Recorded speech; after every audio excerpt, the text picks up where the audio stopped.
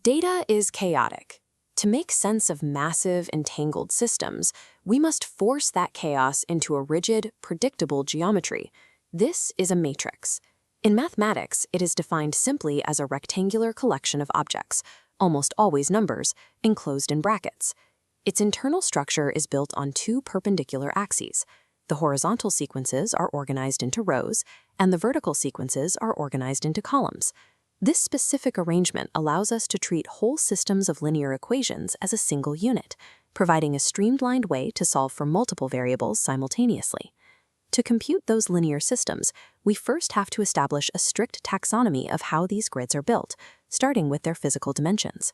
Every matrix has a specific order, or size. We define this by counting the number of rows, represented by the variable m, and multiplying it by the number of columns, represented by n. We read this as m by n. To navigate inside the grid, we use a universal coordinate system. Every single entry is located strictly by its row number first, followed by its column number. This top left entry sits in row 1, column 1, so we index it as A11. If we move down to the third row and over to the second column, the index updates to A32. Let's apply this to a concrete dataset. Here is a new matrix with an order of 4 by 3, meaning it contains 4 rows and 3 columns. If a calculation requires us to extract the value at position A32, we scan down to the third row, then across to the second column. The value is 6. This row first, column second syntax is strict. Without exact indexing, executing operations in linear algebra is impossible. Once we know how to measure a matrix, we can categorize them by their physical boundaries.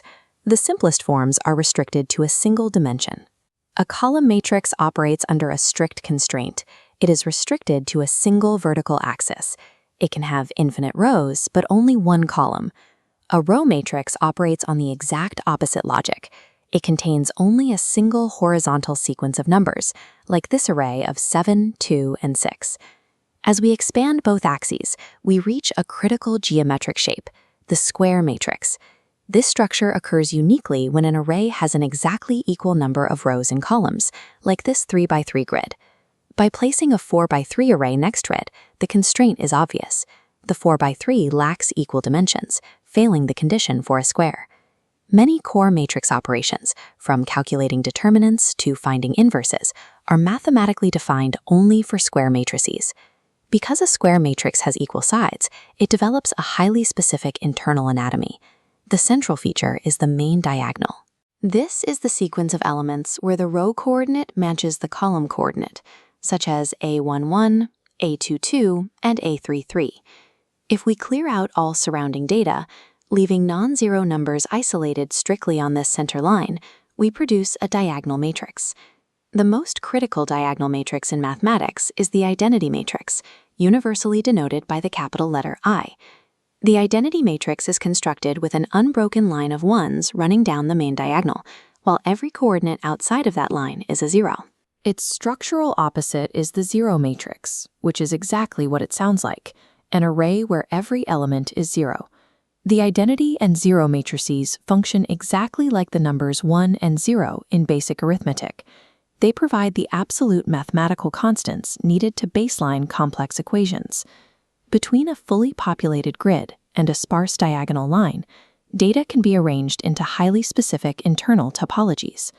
In a block diagonal matrix, non-zero elements are clustered into smaller square subgroups. These distinct blocks rest sequentially along the main axis. A band matrix concentrates all its numbers within a specific width flanking the diagonal. Everything outside this active band remains 0. We also have triangular matrices, which use the main diagonal to slice the square grid into 2 distinct zones. An upper triangular matrix restricts all non-zero values to the space above the diagonal. If the value sits strictly below the line, it is a lower triangular matrix. If the boundary line itself consists entirely of ones, the structure is classified as unit triangular. The physical arrangement of empty space inside these grids dictates exactly how a computer algorithm will process the data. Up to this point, we have only mapped static shapes. The transpose is our first dynamic operation. The strict mathematical rule of a transpose is that it completely interchanges the rows and columns of an array. Here is matrix A, containing 2 rows and 3 columns. When we apply the transpose, we physically rotate the data axes. The first horizontal sequence of 3, 1, and 6 pivots 90 degrees to become a vertical column. The second row follows suit. This resulting matrix is labeled A transpose. Notice how the operation alters the physical boundaries of the data. Our initial 2 by 3 array is now a 3 by 2 array. Realigning the internal axes can expose mathematical relationships that are otherwise obscured by the original layout. What happens when you invert the axes of an array, but the resulting matrix doesn't change at all? This introduces the symmetric matrix, a square matrix perfectly equal to its own transpose. When we execute the transpose rotation on both grids, the standard matrix moves into a new configuration, but the symmetric matrix remains identical.